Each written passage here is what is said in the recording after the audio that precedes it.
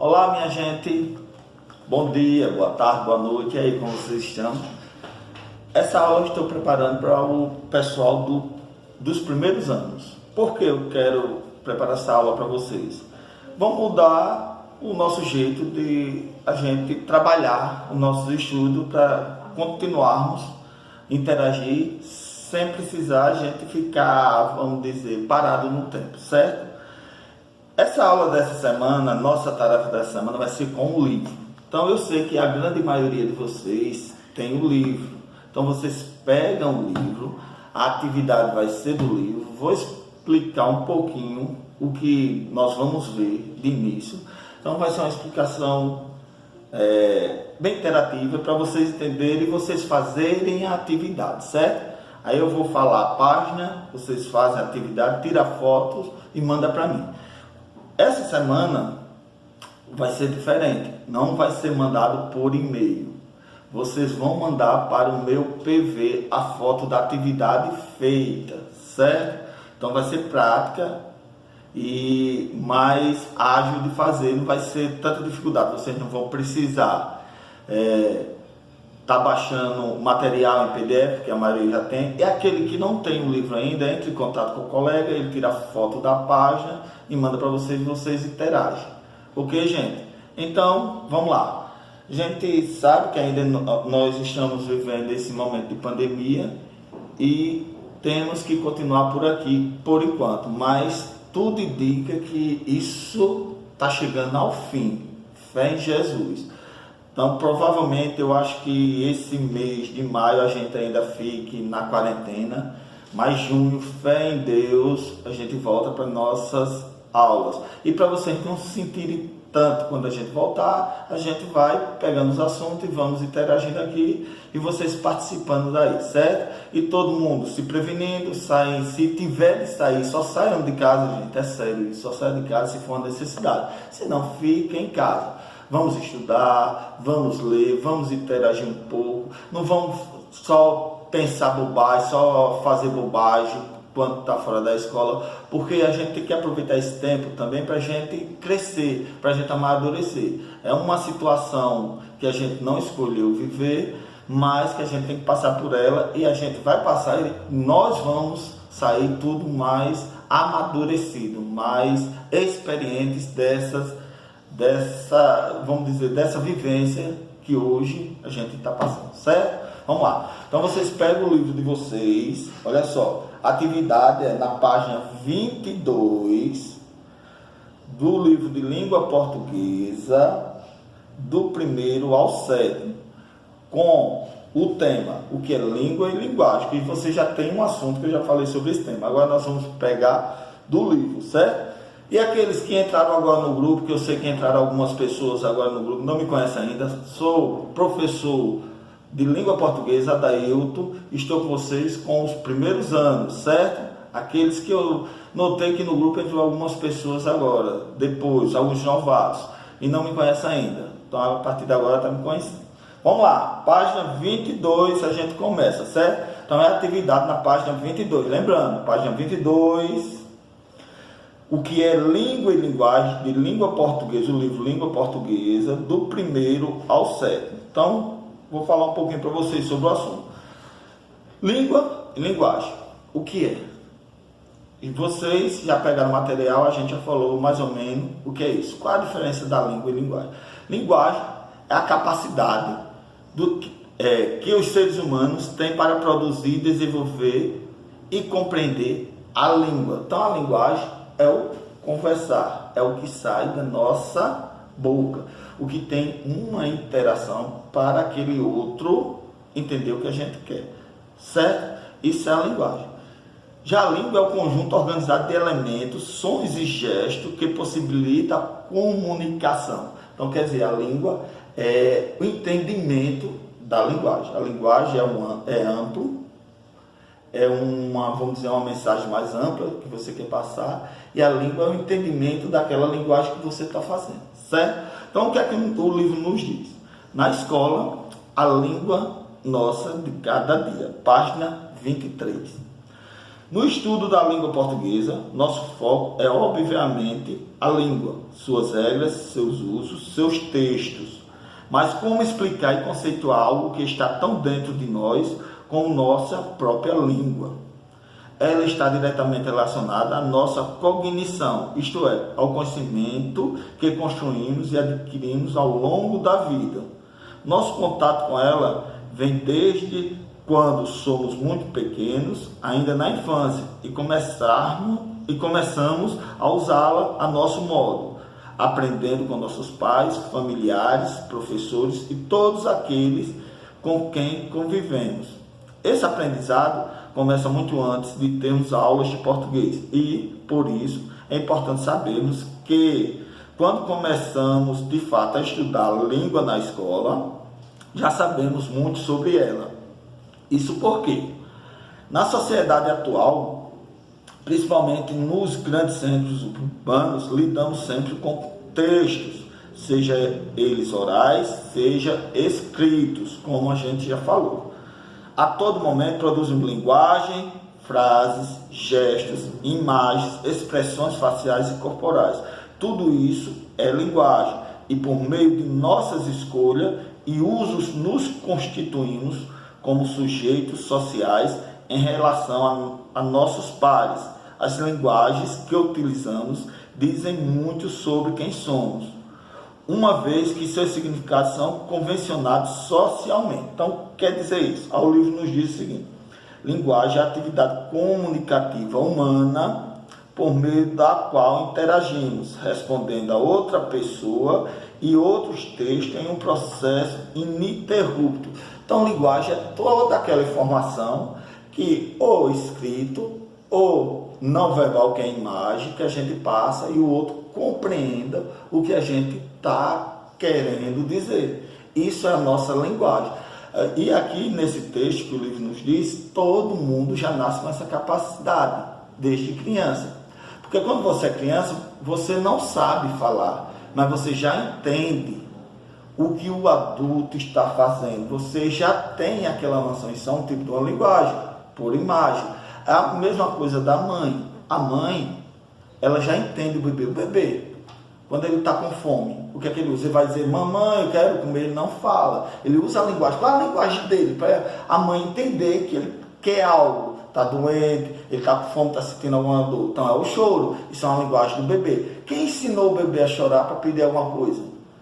Não é? Então a gente já tem essa habilidade dentro da gente. Então é uma habilidade nossa. Então a partir do passar do tempo, a gente vai aperfeiçoando essa habilidade. Nós vamos entendendo o que a gente faz para se comunicar, para falar. Então isso é a linguagem, certo?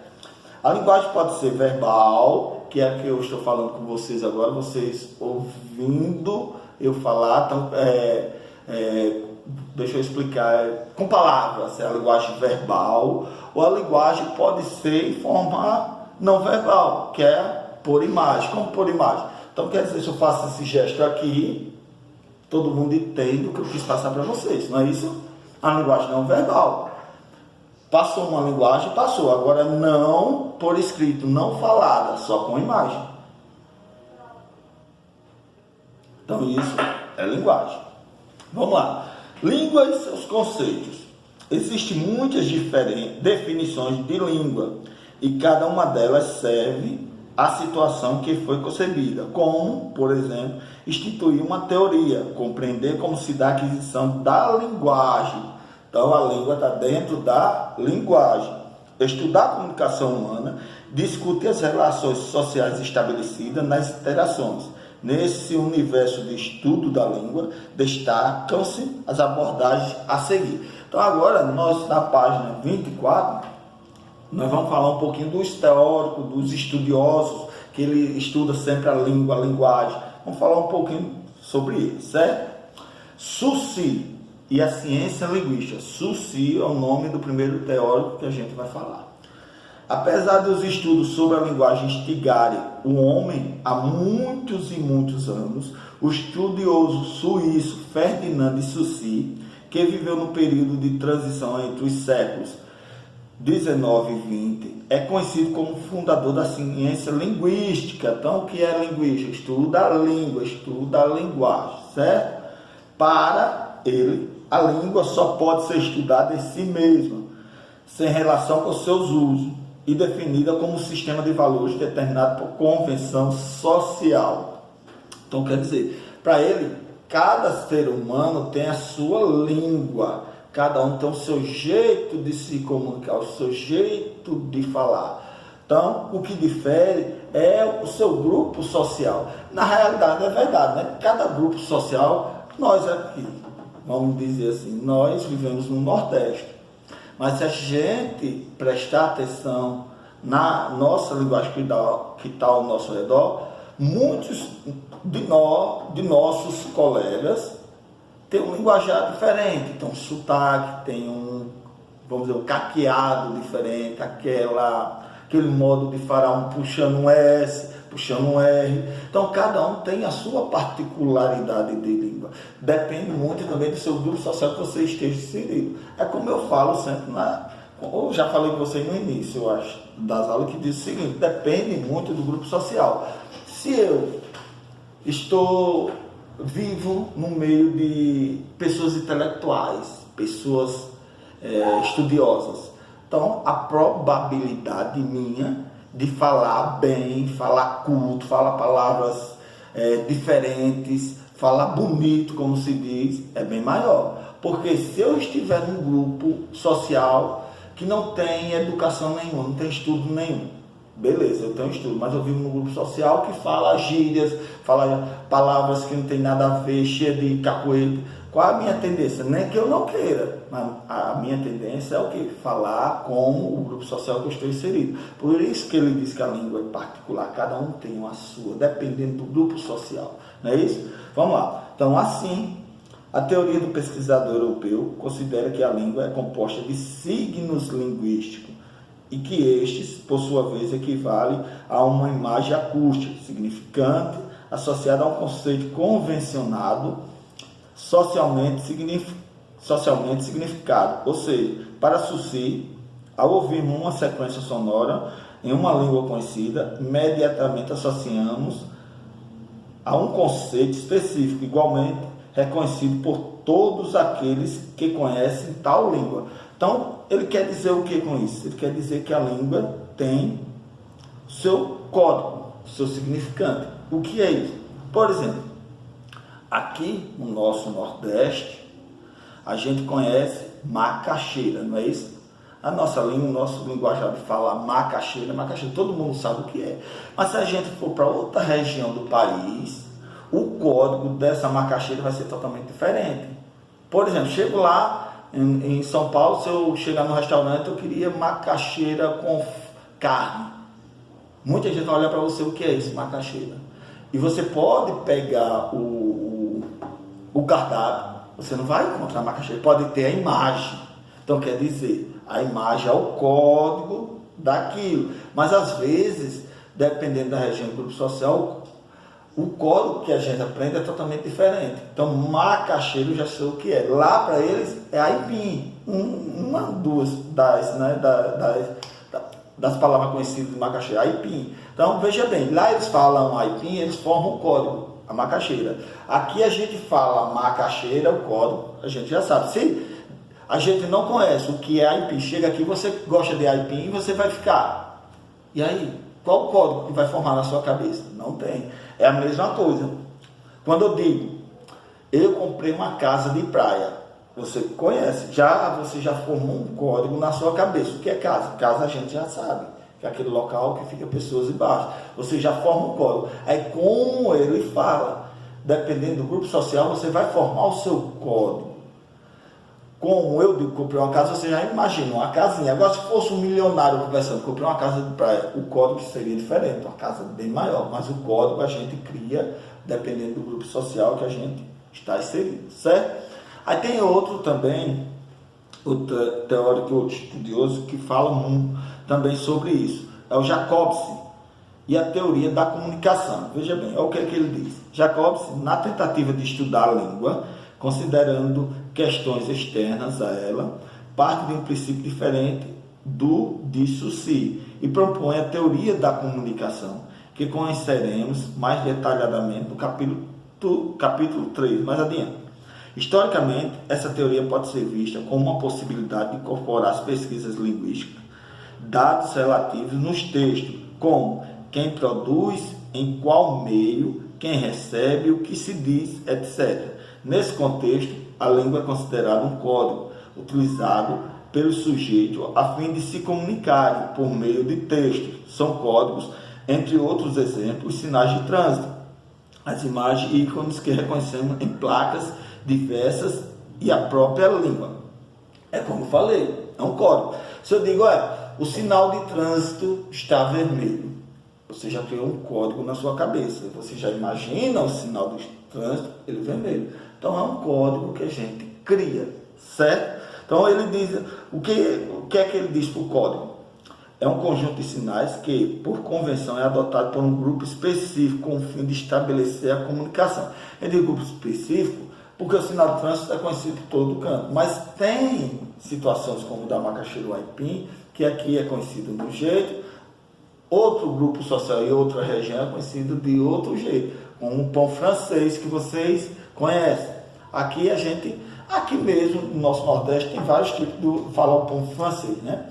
Tem o pão francês, tem o pão aguado, tem outros nomes que agora não me vem à memória, mas vocês devem saber. Então, o pão francês, quando eu digo que eu quero pão francês, o interlocutor já tem um código, você já sabe o que é o pão francês.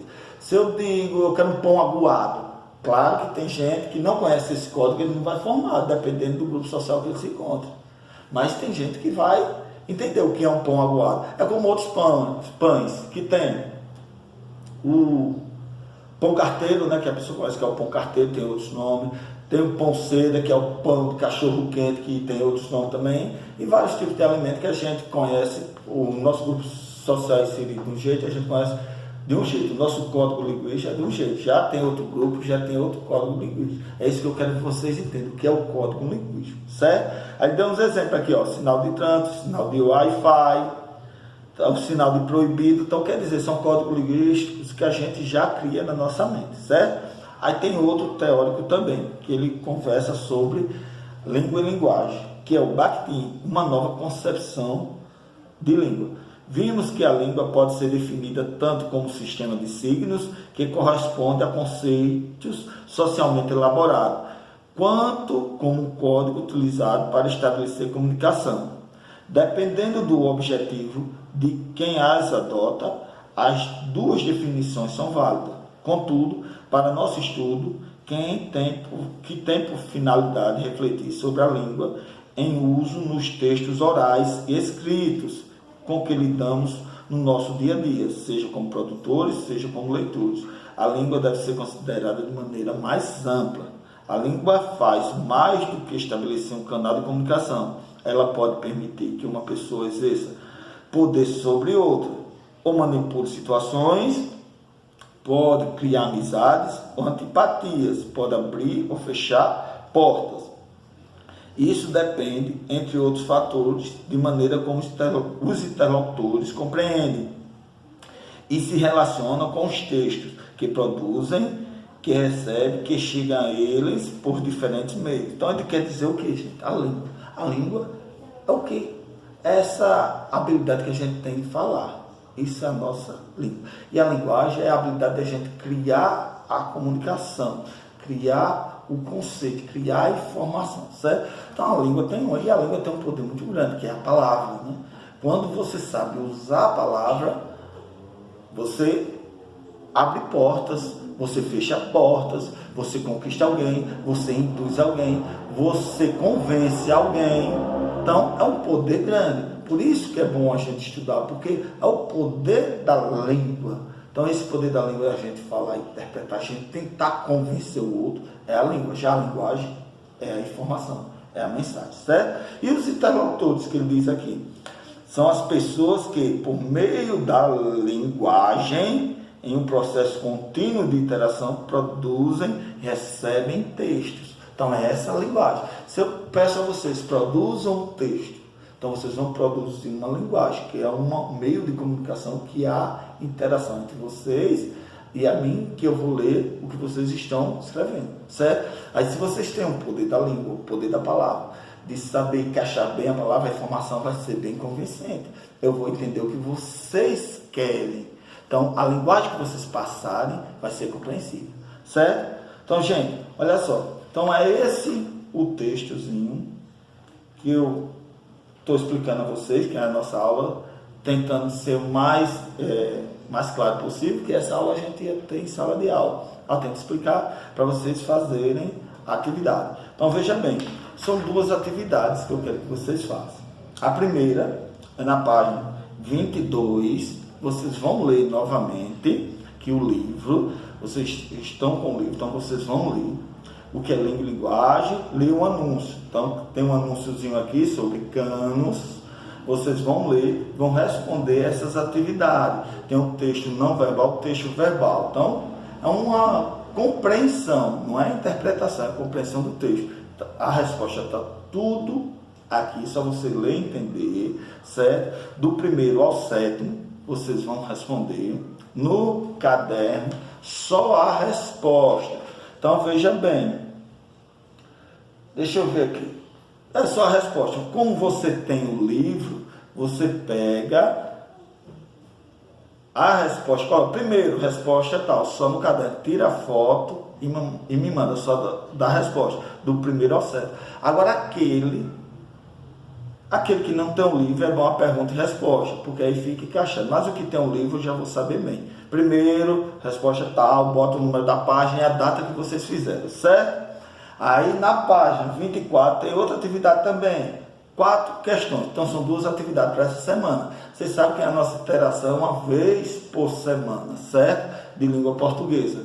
Então, a atividade dessa semana são 2 atividades do livro. A primeira questão da página 22 e 23, vocês vão ler, vão responder só a resposta no caderno, coloca atividade, língua portuguesa, data tal, aí o assunto, língua e linguagem, aí o primeiro a resposta, o segundo tal, tira a foto e me manda. A segunda atividade é na página 24, do primeiro ao quarto.